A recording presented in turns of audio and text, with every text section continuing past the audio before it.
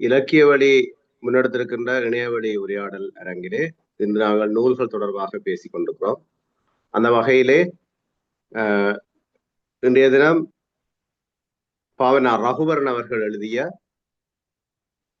காத்தவராயன் வழிபாடு, காத்தவராயன் நாடகம், ஆவணப்படுத்தல் ஆய்வு நூல் என்ற நூல் பற்றிய என்னுடைய வாசிப்பு அனுபவத்தை இப்பொழுது உங்கள் முன் வைக்கலாம் என்று நான் நினைக்கின்றேன். இதுதான் அந்த நூல். ரகுவரன் அவர்கள் ஒரு ஆசிரியராக பணியாற்றியவர். அவர் அடிப்படையில் ஒரு விஞ்ஞான ஆசிரியர். அதே நேரத்தில் நாடகத்துறை சார்ந்து ஆழ்ந்த புலமை உள்ளவர். நாடகங்களை எழுதி மேடையேற்றியெல்லாம் இருக்கிறார். அதுக்கு மேலாக அவர் தன்னுடைய பணிக்காலத்திலே நூலகத்திலும் கூட வேலை செய்தார். நூலகராக இறுதியாக வேலை செய்தவர். இப்பொழுது பணியாற்றி ஓய்வு பெற்றிருக்கிறார். இறுதியாக பரிந்துரை ஹார்லி கல்லூரியிலே பணியாற்றி ஓய்வு பெற்றிருக்கிறார். பல புத்தகங்களில் வெளியிட்டிருக்கிறார்.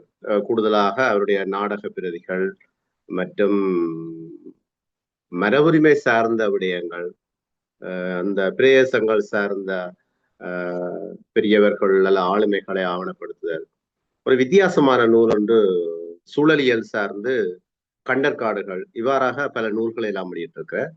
அண்மையிலே தொண்டைமனாறு சார்ந்த ஒரு மரபுரிமை சார்ந்த ஒரு சிறிய நூலையும் கூட வெளியிட்டிருந்தார். இந்த நூல் 144 பக்கங்களை கொண்டது.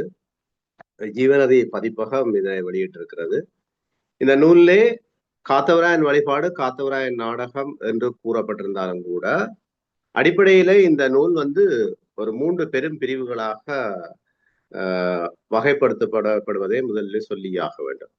முதலாவதாக காத்தவராயன் வழிபாடு எவ்வாறு இருக்கிறது, அதனுடைய புனைவு சார்ந்த கதைகள் எப்படி இருந்திருக்கின்றன, அதுக்கு பின்னர் காத்தவராயன் வழிபாட்டில் மேற்கொள்ளப்படக்கூடிய அல்லது காத்தவராயன் வழிபாட்டில் இருக்கக்கூடிய அந்த காத்தவராயன் என்ற அந்த தெய்வம் மற்றது கழுமரம், அந்த காத்தவராயன் கோயில்கள் இருக்கக்கூடிய அதற்கான ஒரு வழிபாட்டு முறைகள், உருவ நிலையில எவ்வாறாக அவை வழிபடப்பட்டிருக்கின்றன, எவ்வாறான மடை பெறுவதெல்லாம் எல்லாம் எப்படி எல்லாம் இருப்பேன், இதெல்லாம் ஒரு அடிப்படையில் நான் சொன்ன 3 அம்சங்கள்ல இது பிரிவு. இது முதலாவது விஷயம். இரண்டாவது அவர் கூடுதலாக வடமராட்சியை மையப்படுத்தி தான் இந்த ஆய்வு செய்திருக்கிறார். 25 தலைப்புகள்ல ஆலயங்கள் சார்ந்து, அதில் குறிப்பாக மட்டக்களப்பு மற்றும் திருகோணமலையை என்ற ஒரு 2 தலைப்பை தவிர்த்து விட்டால் மிகுதி 23 தலைப்புகள்ல வடமராட்சி சார்ந்த அந்த ஆலயங்கள் அல்லது கோயில்கள் அல்லது சிறுதெய்வ வழிபாடுகள் என்று இதெல்லாம் நிரம்ப பலவாறாக கலந்திருக்கக்கூடிய அந்த நிலையிலே 23 கோவில்களை இங்கே அடையாளப்படுத்தியிருக்க வடமராட்சியிலே காத்தவராயன் வழிபாடு நடைபெறக்கூடிய கோயில்கள். இது 2வது அம்சம் இந்த நூல்ல. 3வது இன்னொரு விடயம் இந்த காத்தவராயன் நாடகம் பற்றி குறிப்பிட்டிருக்கிறார். நாங்கள் யோசிக்கலாம், ஏன் காத்தவராயன் நாடகத்தை கொண்டு இதுக்குள்ளே அவர் சேர்த்திருக்காரு. எனக்கும் அப்படி ஒரு கேள்வி ஒன்று இருந்தது. ஆனால் அதை வாசித்து கொண்டு போகின்ற போதுதான் இந்த காத்தவராயன் வழிபாடு நாடகம் ஒரு ஆற்றுகலை.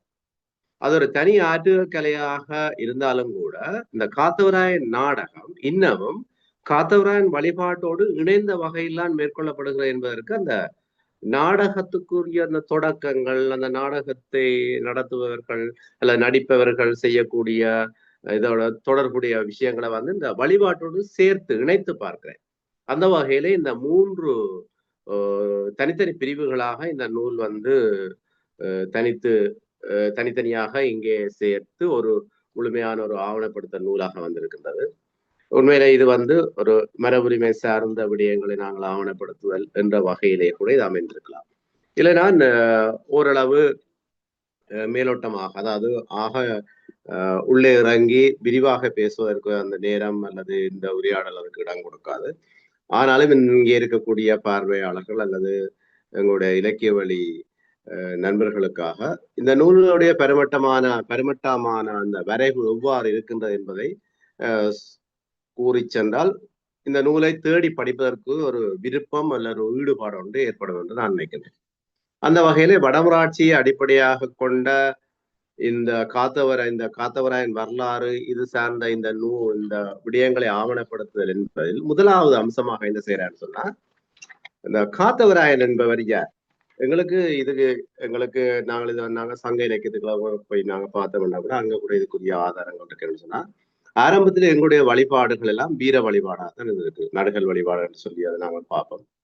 சங்க இலக்கியங்களை நடுகள் பற்றி, பதுக்கைகள் பற்றி அந்த செய்திகள் எல்லாம் நிரம்ப வந்திருக்கின்றன.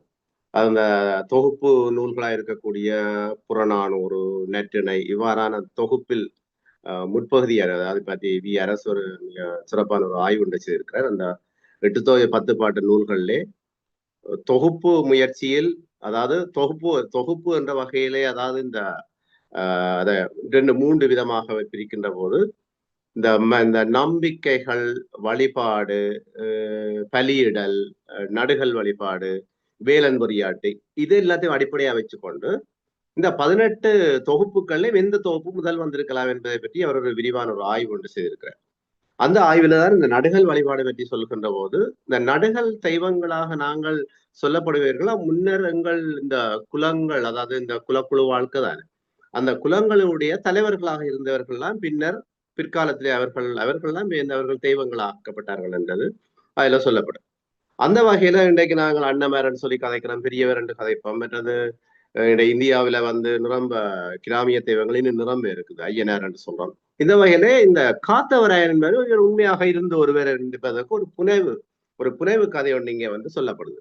எங்களை சிலப்பதிகாரம் அப்படித்தானே இருக்கு. சிலப்பதிகாரம் எழுவதற்கு முன்னர் அது ஒரு சின்ன கதையாக இருந்தது. அந்த கதையைத்தான் பின்னர் விரித்தவர்கள் அதை புனைவாக்கினார்கள். அதே போல நாயக்கர் கால பீரியட்ல எப்படி ஒரு காத்தவராயன் இந்த ஒரு ஒரு ஒரு ஒரு ஒரு ஒருதன் இருந்திருக்கிறான்.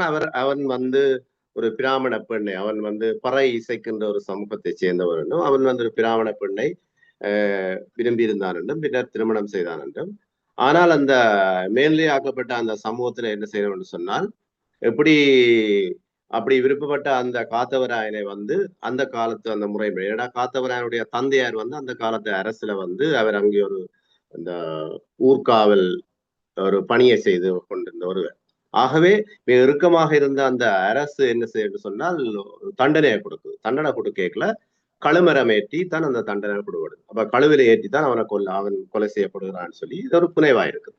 அந்த புனைவை அடிப்படையா வச்சு கொண்டுதான் இந்த காத்தவராயன் அப்ப இந்த கழுவில் ஏற்றி கொல்லப்பட்டதுக்கு பின்னர் அந்த கொலை அத கழுவில் ஏற்றியவர்கள் என்ன செய்யறாங்கன்னா, காத்தவராயனுடைய அந்த ஆவி எங்களை துன்புறுத்தும் என்பதற்காக அவர்களும் வழிபாடு செய்கிறார்கள். அந்த சமூகத்தை சேர்ந்தவர்கள் தங்களுடைய வீரர் இறந்து விட்டார் என்பதற்காக வழிபாடு செய்கிறார்கள். அப்ப இந்த 2 சாராரும், மேல்நிலையாக்கப்பட்ட சாராரும் அல்லது ஒடுக்குதலுக்குள்ளான அந்த சாராரும் 2 பேருமே வழிபாட்டு ஏற்கக்கூடிய வகையில இந்த காத்தராணி இது ஒரு புனைவு கதை. இதுல உண்மை பைய பற்றி நாங்கள் சொல்லாவிட்டாலும் இந்த வீர மரபுகளால அதை நாங்கள் பார்க்கலாம். அப்ப அந்த அம்சம் அந்த அம்சத்தை இங்க ரகுவரன் சிவரனா தொடக்கத்துல கொண்டுருவார். அப்ப இது காத்தனாட உண்மை வரலாறுன்றதுல அந்த அந்த ஒரு பகுதியில இவர் சொல்லுவார். மைசூர், அதாவது மைசூர் இல்ல, மணிக்கோணம், பாச்சூர் என்ற கிராமத்தில் அமைந்த கழுமரத்தில் ஏற்றப்பட்டு காத்தவராயன் சித்திரவதைப்பட்டு மரணத்தை தழுவினான். காத்தவராயனை கொல்ல பயன்பட்ட 60 அடி உயரமான கழுமரம் இன்றும் உள்ளதாக ஒரு இணைய தகவல் ஒன்று கூறுகிறது. அதை விட இன்னொரு ஆதாரத்தை எடுத்து காட்டுறார். காத்தவராயன் நம்ம ஊரு சாதியின் கதை என்று சொல்லி 3 ஆதிராமன் எழுதிய அந்த பதிப்புரையில இந்த தகவல் சொல்லப்படுதுன்னு சொல்லலாம். இதுக்களால ஒரு புனைவு சொல்ல, அதாவது இந்த புனைவை இது காத்தவராயன் அந்த வீரன் உண்மையில இருந்தவன், அவனுக்கு அதைத்தான் பிறகு இங்க இவர்கள் தெய்வமாக்கினார்கள் சொல்லி. அப்ப அப்படி வந்தால் காத்தவராயன் தெய்வமாக்கப்படையல நான் ஏற்கனவே குறிப்பிட்டது போல அடிநிலை சமூக ஆண்மகன் மேல்நிலை பெண்களை மனம் முடித்தால் இந்த நிலைமை தான் உங்களுக்கு வேற என்றத ஒரு எச்சரிக்கையாகத்தான் இது இப்படி இவர்கள் செய்திருக்கிறார்கள் என்று சொல்லி போட்டு, அதனால இந்த 2 சமூகம், அதாவது அந்த வீரனை இழந்த அந்த சமூகம் என்ன செய்து சொன்னா, அவனை இழந்துட்டவன்றதுக்காக அவன் மீது இருக்கக்கூடிய பரிவு காரணமாகவும் அவனுடைய இருக்கக்கூடிய விருப்பம் காரணமாக அவனை தெய்வமாக வழிபடுகிறார்கள். மேல சமூகம் என்ன செய்யுது, தங்களுக்கு அப்படி நாங்கள் செய்த அந்த காத்தனாடி ஆவி எங்களை வருத்தும் என்பதற்காக அவர்கள் மடங்குகிறார்கள் என்று சொல்லி ஒரு கதை இருக்கு. இது அப்ப இது இதோட இந்த முற்புறப்பு கதைகள், இந்த புராண கதைகள்ல வர்ற மாதிரி அதுக்கே ஒரு முற்புறப்பு கதையும் வருது. சிவபெருமான் உமாதேவியார் அங்க அவைக்கு வந்து இது ஒரு வளர்ப்பு மகனாக நீங்க காத்தவராயன்னு சொல்லி அந்த கதை எங்களுக்கு தெரியும். அதுக்குள்ள வந்து பல கடவுளரை வந்து தொடர்படுத்தப்படுறாங்க. உண்மையிலே இந்த காத்தவராயனுடைய அந்த உருவ வழிபாடு எப்படி இருந்திருக்குன்னு சொன்னால், காத்தவர் அங்க வந்து சூலந்தான் அவர்களுடைய வழிபாட்டுக்குரிய ஒரு அடையாள சின்னமா இருந்திருக்குது. ஆனா இந்த நூலை முழுவதும் படிக்கின்ற போது பலவிதமான வகையிலே இந்த வழிபாட்டு முறை இருக்கு. ஒன்று வந்து சூலம் வைத்து அது ஒரு குறியீடாக காத்தவராயன் வழிபடுற இருக்குது. சில இடங்கள்ல 3 சூலங்கள், ஒன்று காத்தவராயன், இங்கால அம்மன், அங்கால பல வேறு வேறு கோயில்கள்ல வேற வேற விதமா தனியா இருக்கிற சூலம் இருக்குது, 2 இருக்கிறது இருக்குது, 3 இருக்குது. சில இடங்கள் ஒரு சூலமும் ஒரு ஒரு ஒரு மரமும் இருக்கு. அந்த மரமா இருக்கிறத வந்து கழுமரம் என்று சொல்லப்படுது. சூலமா இருக்கிறது காத்தவராயன் தெய்வம் என்று சொல்லப்படுது.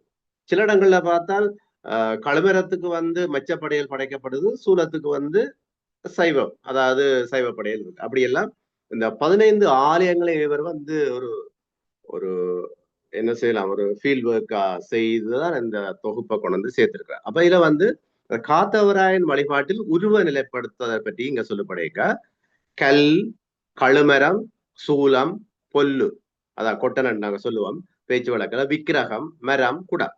சில இடங்கள்ல காத்தவராயனுக்கு விக்கிரகம் அமைக்கப்பட்டிருக்கு. அப்ப இந்த இந்த வகையில இந்த வழிபாடு, அந்த உருவ வழிபாடு இப்படி இருந்திருக்குன்றத இன்னொரு ஒரு பகுதியை அவர் சொல்லி போவார். அதை விட காத்தவரானுக்கு மடை பரவுதல் அல்லது களுவேறி மடை என்று சொல்லிக்கல. என்னுடைய கிராமத்தை சேர்ந்த இடத்துல இங்க வந்து அன்னமர் தெய்வம் இருக்குது. நான் இதை வாசிச்சல் வரைக்கும் இந்த சிறுதெய்வங்களுக்கு ஒரு பொதுவான ஒரு மடை பரவுறாத இதுல வந்து பொதுவான ஒரு அம்சம் இருக்குன்றதை நாங்க ஓரளவு அறியக்கூடிய, இப்ப வைரவர் அல்ல பெரியவர், நாங்கள் அன்னமர் தெய்வத்துக்கு வருடத்துல இங்க வந்து ஒரு மடை பெறவுறபடியா இந்த காத்தவராயனுக்கு செய்யக்கூடிய அதே விதமான அந்த மடை பெறவுற அந்த அமைப்பு எல்லாம் இங்க அன்னமருக்கவே இருக்கு. அது சில எங்கள் அது எதிர்காலத்துல வேற யாரும் செய்திருப்பு நம்ம எனக்கு அதை பற்றி தெரியல. இப்படி இந்த சிறுதெய்வ வழிபாட்டு இதுகளை நாங்களும் ஒப்பிட்டு கூட சில பாக்குறதுக்கு வாய்ப்பு இருக்குன்னு நினைக்கிறேன்.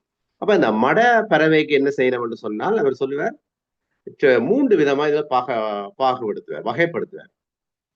ஆரம்பத்தில இருந்து ஆதியில இருந்தே வந்து மச்சப்படையல் படைக்கக்கூடிய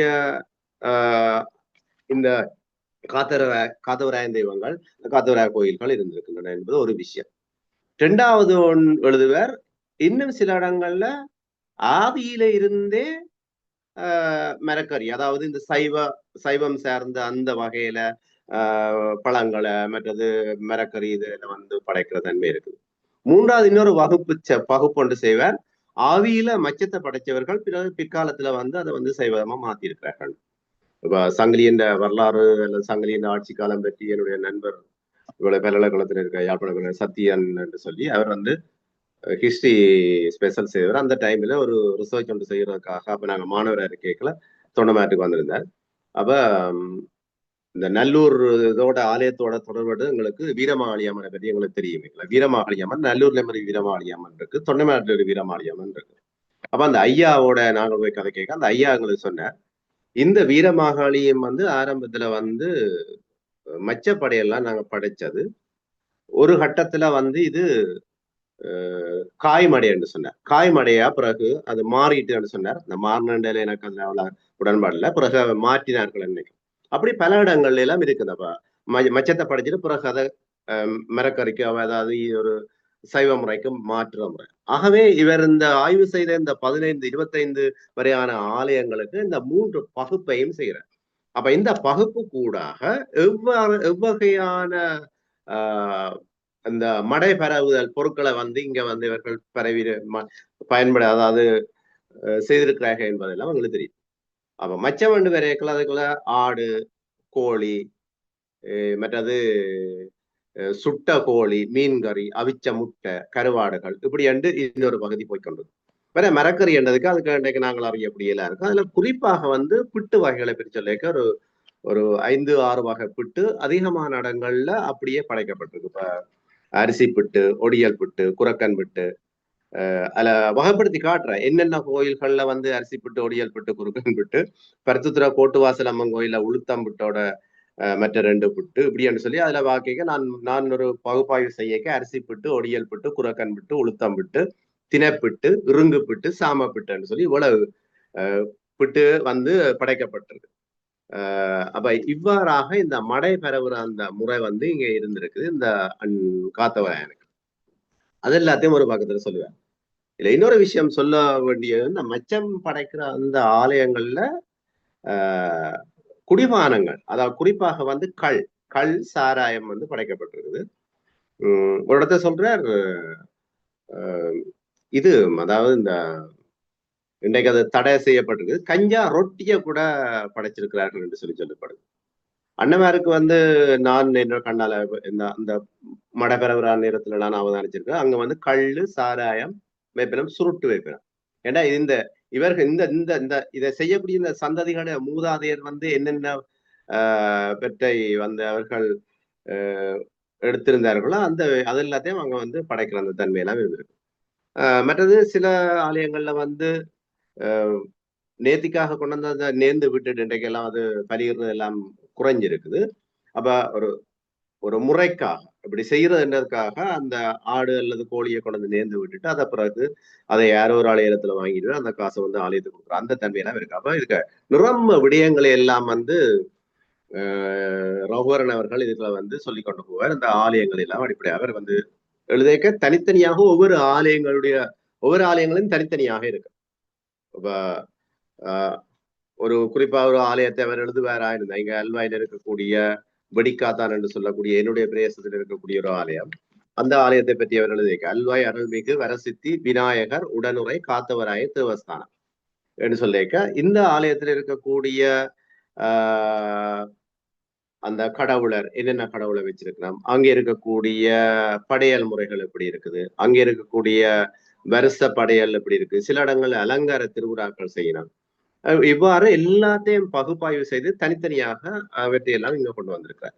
அப்ப இதெல்லாம் வந்து இந்த முதலாவது பகுதி என்றதுக்குள்ள வந்து எங்களுக்கு சேருது.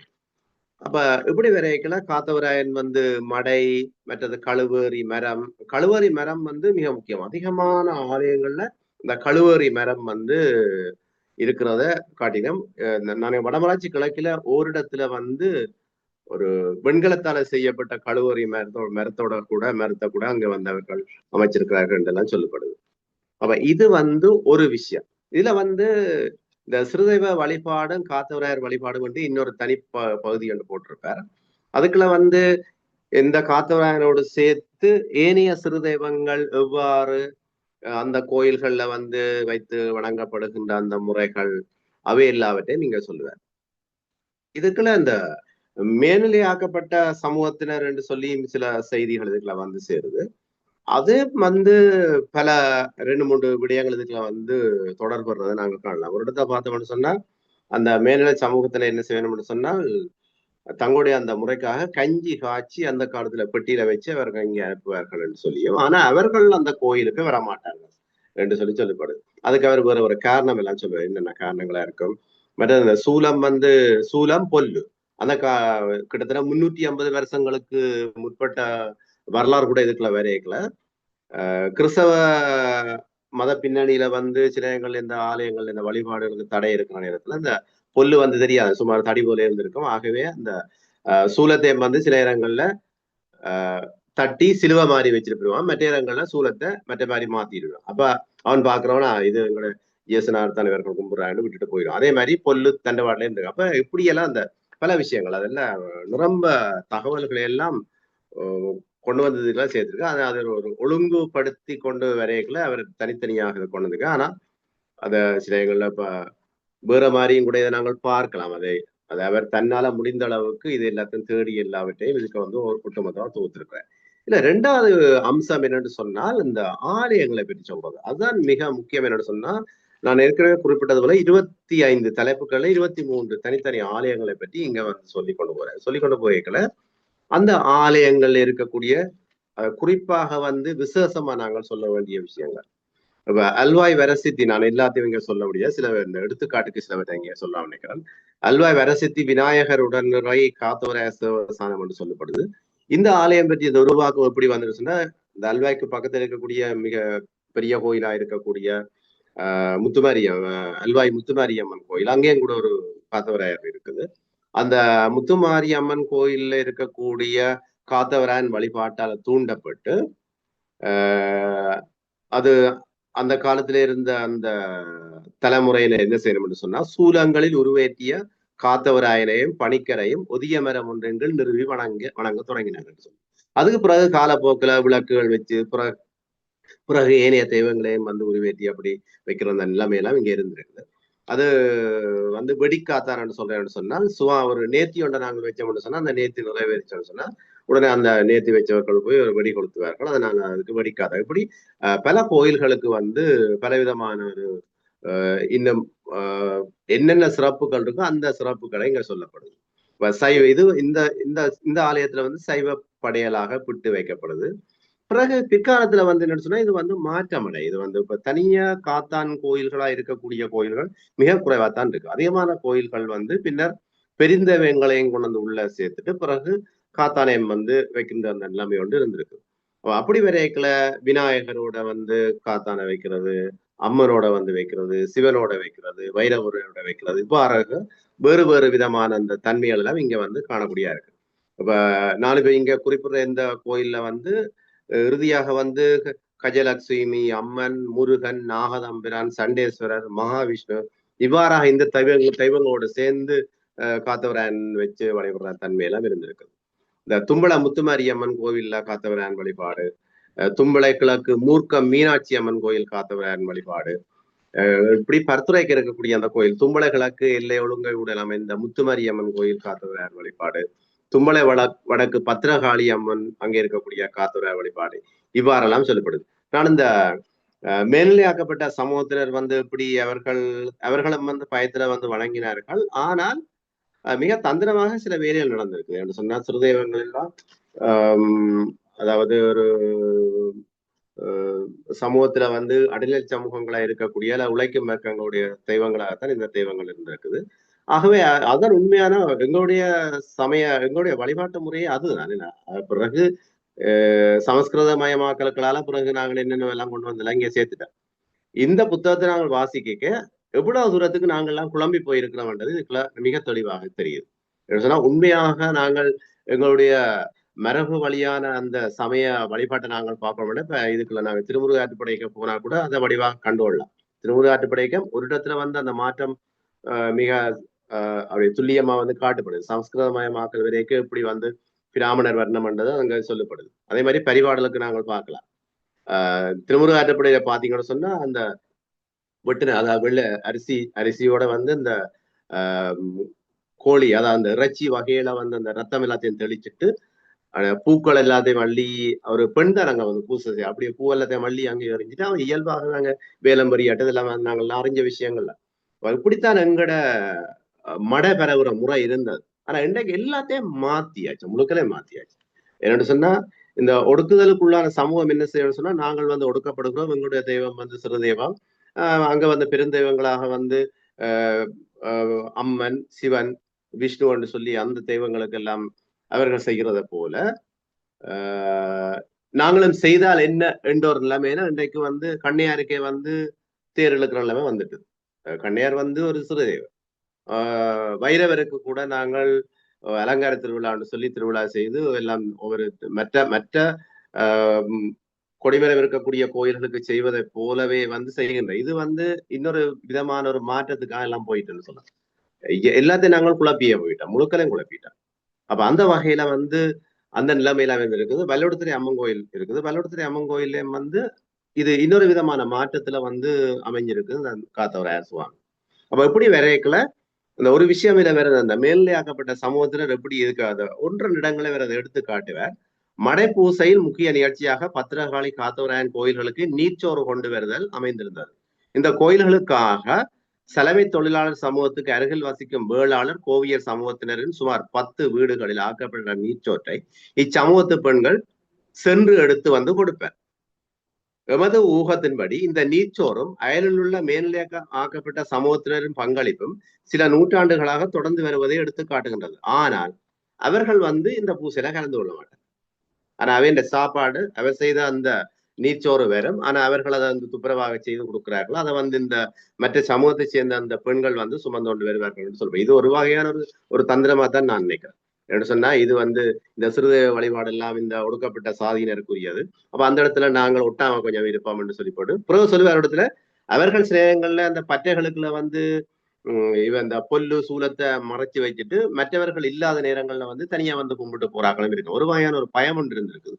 ஆனா மிக தந்திரமாக இந்த சாதியம் வந்து ஒளிச்சொளிச்சு அப்படியே தொடர்ந்து வந்திருக்கின்றன இதுக்குள்ளால எனக்கு விளங்குது. ஆகவே நீச்சோறு ஆக்கி கொடுத்து தமது பங்களிப்பை செய்து வருகின்றனரோ என்று சிந்திக்க தோன்றுகிறார் சொல்லி ரகுவரன் நீங்க எழுதுவார்.